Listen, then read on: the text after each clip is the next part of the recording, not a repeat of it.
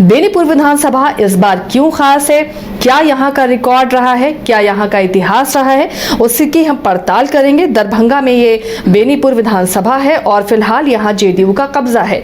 क्या इस इलाके में जेडीयू का दबदबा रहा है, ये पार्टी जीतती रही है या किसी खास कैंडिडेट को यहाँ जनता पसंद करती रही है। रंजन जी, अगर बेनीपुर को आप स्कैन करते हैं तो बेनीपुर के रिकॉर्ड्स और मिजाज क्या दिखते हैं? जनता पूछ रही क्या बतलाऊं, जन कवि हूं साफ कहूंगा क्यों हकलाऊं। ये कालजयी पंक्तियां लिखने वाले वैद्यनाथ मिश्र यानी कि नागार्जुन की धरा है बेनीपुरी। तो यहाँ की एक अपनी खासियत है, यहाँ की अपनी एक संस्कृति है, मिथिला की संस्कृति है। और आप देखें कि जन कवि के तौर पर जाने जाने वाले सुविख्यात साहित्यकार वैद्यनाथ मिश्र यानी नागार्जुन का जो गांव है तरौनी, वो इसी विधानसभा क्षेत्र के अंतर्गत आता है।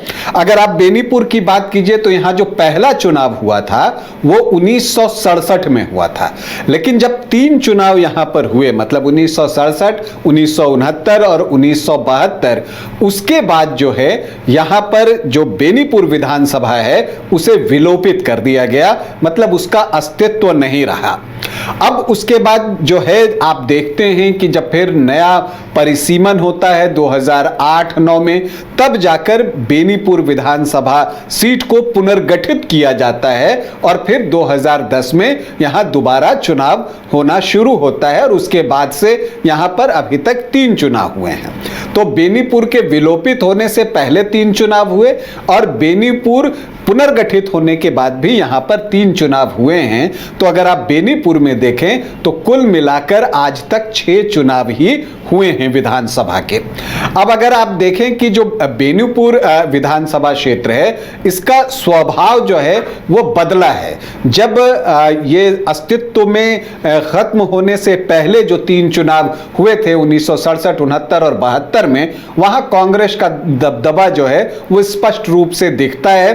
3 के तीनों मुकाबले जो है वो कांग्रेस ने जीते थे। ये चीजें जो है वहां पर दिखती है। 2 बार कांग्रेस, 1 बार लोकतांत्रिक कांग्रेस, तो 3 बार ये सीट जो है उस समय कांग्रेस के नाम रही। लेकिन जब ये 2010 में पुनर्गठित होने के बाद यहां चुनाव हुआ तो 2010 में पहली बार कमल खिला। और कमल किसने खिलाया? जो अभी यहां से सांसद हैं गोपाल जी ठाकुर, वो 2010 में यहां से कमल खिलाने में सफल रहे। लेकिन 2015 से चीजें बदली और बाद में 2 जीत जो है जेडीयू के नाम रही। अब अगर हम बेनीपुर विधानसभा की बात करें तो कुल 6 चुनाव यहां पर हुए हैं, जिसमें कांग्रेस को 2 बार और लोकतांत्रिक कांग्रेस को 1 बार, मतलब कांग्रेस के नाम 3 जीत है। जनता दल यूनाइटेड 2 बार यहां पर कामयाब रहा है, तो बीजेपी को भी 1 बार सफलता मिली है। जो बेनीपुर के पहले विधायक हैं वो हैं भूप नारायण झा, जो कि कांग्रेस प्रत्याशी थे। 1967 में उन्होंने जीत हासिल की थी। जब आप बेनीपुर विधानसभा सीट को देखिएगा तो यह ब्राह्मण बहुल्य विधानसभा सीट है और इसीलिए यहां पर जो है आपको ज्यादातर उम्मीदवार जो हैं वो इसी जाति से देखने को मिलेंगे। यहां पर आखिरी 3 चुनाव में क्या कुछ हुआ, अब हम उसे आंकड़ों के जरिए समझने की कोशिश करते हैं और उस आधार पर हम आगे जो है क्या संभावनाएं बन सकती हैं उस पर भी चर्चा करेंगे। 2010 में यहां पर अगर आप देखें तो आरजेडी से हरिकृष्ण यादव जो हैं वो चुनावी मैदान में उतरे थे। कांग्रेस ने जो है यहां पर गजेंद्र झा को टिकट दिया था और गोपाल जी ठाकुर बीजेपी के टिकट पर चुनाव लड़ रहे थे। गोपाल जी ठाकुर को आए 43,222 वोट, मतलब कि 40.33% वोट। हरे कृष्ण यादव दूसरे स्थान पर रहे, उनको 22,265 वोट आए, मतलब 27.31% वोट। और कांग्रेस प्रत्याशी गजेंद्र झा जो हैं वो तीसरे स्थान पर रहे 10,184 वोटों के साथ, लगभग 9.5% वोट उनको भी आए। तो गोपाल जी ठाकुर को जीत मिली 13,957 वोटों की। तो 2010 में जो पुनर्गठित होने के बाद बेनीपुर में पहला चुनाव हुआ उसमें जीत भाजपा को मिली। लेकिन 2015 में महागठबंधन बन चुका था। आरजेडी, जेडीयू, कांग्रेस तीनों एक साथ थे और एनडीए फोल्डर में जो है बीजेपी थी, एलजेपी थी, जीतन राम मांझी की पार्टी थी और कुछ और पार्टियां जो है वो इसमें शामिल थी। तो यहां पर जो है टिकट जो है सुनील चौधरी को जो है यहां जेडीयू ने टिकट दिया। उन्होंने 69,511 वोट लाए, मतलब 46.88%। तो जो महागठबंधन बना था उसका असर इनके वोटों में परिलक्षित होता है। Gopal ji Thakur strong candidate BJP के उनके सामने थे, उनको आए 43,068 वोट, मतलब कि 29% वोट, 29.04 एग्जैक्टली अगर कहें तो यहां पर जीत जो है सुनील चौधरी को मिली 26,443 वोटों की। तो बिल्कुल एक तरफा जीत थी उनके लिए। फिर 2020 आता है और तब जो है जेडीयू वापस से एनडीए फोल्डर में आ चुका था और एक नया गठबंधन आरजेडी ने बनाया था कांग्रेस और लेफ्ट की पार्टियों के साथ। लेकिन यहां पर सुनील चौधरी का टिकट जो है सिटिंग विधायक होने के बावजूद जो है वो कट जाता है और यहां पर विनय कुमार चौधरी जो है वो जेडीयू की तरफ से चुनावी मैदान में उतरते हैं और उनका तीर बिल्कुल जीत के निशाने पर लगता है। उनको आता है 61,416 वोट, मतलब कि 37.6% वोट। कांग्रेस प्रत्याशी थे मिथिलेश कुमार चौधरी, उनको आए 54,826 वोट, मतलब लगभग 33.5% वोट। और एलजेपी ने जो है यहां से कमल विनोद झा को चुनावी मैदान में उतार दिया था और उनको आ गए 17,616 वोट, मतलब 10.8% वोट। तो यहां पर जो है जेडीयू के वोटों में डेंट जरूर लगा, लेकिन बावजूद इसके उसे जीत मिल गई 6,590 वोटों की। तो विनय कुमार चौधरी अभी यहां के सिटिंग विधायक हैं। तो अब 2025 में क्या होगा, यह सबसे बड़ा सवाल है। संभावित दावेदार कौन कौन है अलग अलग पार्टियों से, कौन यहां पर चुनाव लड़ना चाहता है, क्या बीजेपी भी इस सीट पर दावा ठोक रही है। तो इन चीजों को अगर हम देखें तो देखिए जेडीयू से प्रत्याशी तो विनय कुमार चौधरी ही दिख रहे हैं, सिटिंग विधायक हैं, उनका दावा सबसे सशक्त दिखता है। लेकिन बीजेपी से भी कई प्रत्याशी बनना चाहते हैं और कई लोग जो है वो प्रयास कर रहे हैं। पिंटू झा हैं, रामनारायण ठाकुर हैं, अवधेश झा हैं, निभा देवी, वीणा देवी, तो ये सब बीजेपी के टिकट पर जो है वो चुनाव लड़ना चाहते हैं।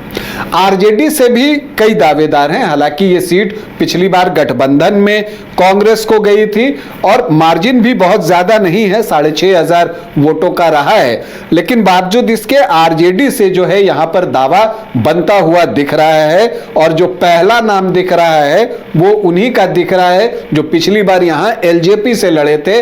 उन्होंने राजद जो है वो ज्वाइन कर लिया है और जब लालू प्रसाद यादव मुंबई गए थे तो उस वक्त जो है वहां उनकी मुलाकात भी हुई थी और इसलिए ये लालू परिवार के भी क्लोज हो गए, तेजस्वी यादव के भी क्लोज हैं। तो हो सकता है कि इनको टिकट मिले, ये लगातार प्रयास भी कर रहे हैं। कमल राम विनोद झा उर्फ कमल सेठ के नाम से भी ये जाने जाते हैं। इसके अलावा राजीव कुशवाहा हैं, वो भी जो है टिकट के लिए प्रयास कर रहे हैं, जबकि कांग्रेस से मिथिलेश चौधरी का दावा सबसे मजबूत है। माधव झा हैं, जन सुराज से भी कई प्रत्याशी हैं, रामकुमार झा, डॉक्टर अली इमाम, अरविंद ठाकुर, ये सारे लोग जो है टिकट के लिए प्रयास कर रहे हैं। लेकिन किनको टिकट मिलता है ये आने वाले वक्त में पता चलेगा और जब टिकट मिल जाएगा, टिकटों का बंटवारा हो जाएगा, तब इसे और जो है अच्छे से हम लोग समझ पाएंगे।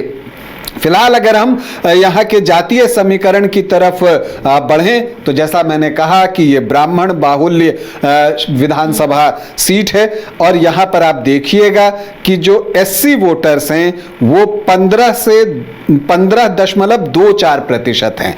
तो 15.5% के आसपास अनुसूचित जाति के वोटर्स हैं। जो मुस्लिम वोटर्स हैं वो 13.7% हैं। यादव 15 से 16% के आसपास हैं। देखिए ये सारे अनुमानित आंकड़े हैं। तो यादव 15 से 16% हैं। तो जब आप MY देखते हैं तो वो 29 से 30% का दिखता है और जब आप कांग्रेस के वोट देखते हैं पिछली बार, तो वो 33.5% जो है आपको दिखता है। राजपूत वोटर्स और जो भूमिहार वोटर्स हैं वो 2.5 से 3% के आसपास हैं। ब्राह्मण यहाँ पर बहुत अच्छी संख्या में हैं, 20.5 से 21.5% के आसपास। तो सामान्य जाति के वोटर्स जो हैं वो 24% हो जाते हैं। यहाँ पर कुछ कायस्थ भी हैं, कर्ण कायस्थ जो है इस क्षेत्र में मिलते हैं, वो भी हैं यहाँ पर। कोयरी 2 से 2.5%, कुर्मी 4 से 4.5%, तो 6 से 7% जो है कोयरी और कुर्मी मिलाकर हो जाते हैं। वैश्य भी 6-7% हैं। तो अगर आप परंपरागत वोटरों की बात करती हैं जो कि किसी पार्टी को वोट करते हैं, तो आप अगर देखिए तो जो एनडीए का है वो 36 से 38% के आसपास पहुंचता है, तो एमवाई जो है 29 से 30% के आसपास पहुंचता है। लेकिन यहां पर धानुक वोटर्स की संख्या भी अच्छी है, मंडल 6% हैं और मल्लाह वोटर 5 से 5.5% हैं। तो ये परीक्षा आपको मंगनीलाल मंडल की और मुकेश सहनी की भी कि ये जो 11-12% वोट हैं, क्या वो ट्रांसफर करवा पाते हैं आरजेडी या महागठबंधन का जो भी कैंडिडेट होता है उनकी तरफ, और अगर वो कैंडिडेट जो है वीआईपी का नहीं होता है तो क्या उस परिस्थिति में मल्लाह वोटर्स जो है वो आरजेडी की तरफ जाएंगे। ये एक जो है बड़ा सवाल है जिसका कि जवाब हमको इस बार के विधानसभा चुनाव में जो है वो मिलने वाला है। इसी तरह से मंगनीलाल मंडल की भी परीक्षा है कि वो मंडल वोटर्स को कितना अपने गठबंधन की तरफ ट्रांसफर करवा पाते हैं, और अगर वो ट्रांसफर करवा पाते हैं तो बिल्कुल एक करीबी मुकाबला हो जाएगा, क्योंकि 29-30 है, ये 11 अगर आप जोड़ दीजिए तो 40-41% के आसपास का आंकड़ा पहुंच जाएगा, जबकि एनडीए के परंपरागत वोटर जो है वो 36 से 38% रह जाएंगे। तब ऐसी परिस्थिति में जो एससी वोटर्स हैं 15.24% और ओबीसी और ईबीसी जो हैं 8 से 9% यहां पर, तो आप अगर इनको देखिए 22-23% वोट ये तय करेंगे कि बेनीपुर का प्रतिनिधित्व कौन करेगा। तो इस बार जो है बहुत सारी परीक्षाएं हैं, चुनाव से पहले भी और दौरान चुनाव भी, कि कैसे वोटों का ध्रुवीकरण होता है, किसके पक्ष में होता है, या फिर जो किसी वोट का दावा कर रहे हैं वो जहां लड़ते हैं वहां तो मिलता है लेकिन दूसरी जगह दूसरे को ट्रांसफर नहीं करवा पाते। इन सारी चीजों की जो है परीक्षा इस बार बेनीपुर के विधानसभा क्षेत्र में ही नहीं बल्कि इस एरिया में जहां पर भी आपको मल्लाह वोटर्स और मंडल वोटर्स अच्छी संख्या में, उन सारी जगहों पर ये चीजें होनी हैं। इसके अलावा कुशवाहा वोटर्स पर भी लोगों की नजर है, क्योंकि आरजेडी उन्हें भी साधने में लगा हुआ है। कितना सफल हुआ है, जबकि एनडीए सम्राट चौधरी और उपेंद्र कुशवाहा के नाम पर और नीतीश कुमार का जो लव कुश कॉम्बिनेशन आज तक रहा है उसके नाम पर उसे अपनी तरफ देख रहा है। तो बहुत सारी चीजें जो है इस चुनाव में स्पष्ट होंगी। फिलहाल बेनीपुर में जो देखकर लग रहा है यहां एक कांटे का मुकाबला हो सकता है उस परिस्थिति में जब आपको मंडल वोटर्स और जो मल्लाह वोटर्स हैं वो आरजेडी की तरफ शिफ्ट होते हैं तब। चलिए, तो बेनीपुर का भी मुकाबला बहुत दिलचस्प है। ब्राह्मण बाहुल्य इस विधानसभा में मुकाबला कितना दिलचस्प और चुनाव के करीब आने के साथ ही हो जाएगा, उस पर हमारी नज़र भी बनी रहेगी। कैंडिडेट कौन कौन होंगे और मुकाबले को कितना दिलचस्प बनाएंगे आपको हम बताते रहेंगे।